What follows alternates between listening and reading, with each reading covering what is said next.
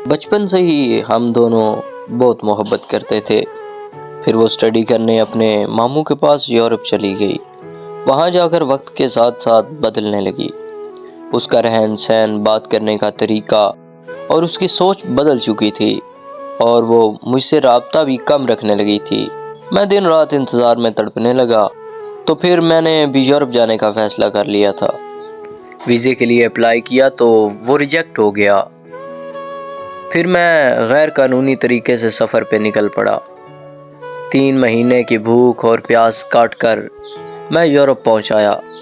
جب اس کے سامنے گیا تو وہ مجھے دیکھ کر خوش ہونے کی بجائے حیران ہوئی کہ تم یہاں کیسے؟ تو میں نے کہا تمہارے لیے آیا ہوں۔ میری یہ بات سن کر وہ مجھ پر غصہ ہوئی اور کہنے لگی پاگل ہو کیا تم؟ 1 مہینے بعد میری شادی ہونے والی ہے، اور کیوں تم میری زندگی خراب کرنے آئے ہو؟ جب میں نے کہا کہ تم تو مجھ سے پیار کرتی ہو نا، تو وہ بولی ہاں کرتی تھی، پر اب نہیں۔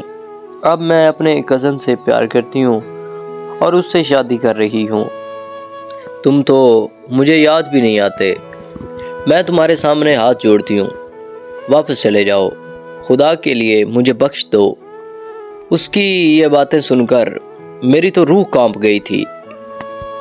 پاگلوں کی طرح ہنستا ہوا وہاں سے نکل آیا، تو اس کے کہے الفاظ آج بھی دل و دماغ سے نکال نہیں پایا، اور اس کو دیکھے 5 سال ہو گئے ہیں۔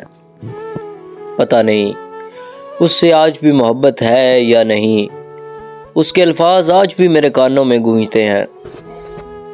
تم سب سے میں ایک بات کہوں، کوئی مجبوری نہیں ہوتی، لوگ عادتاً وفا نہیں کرتے۔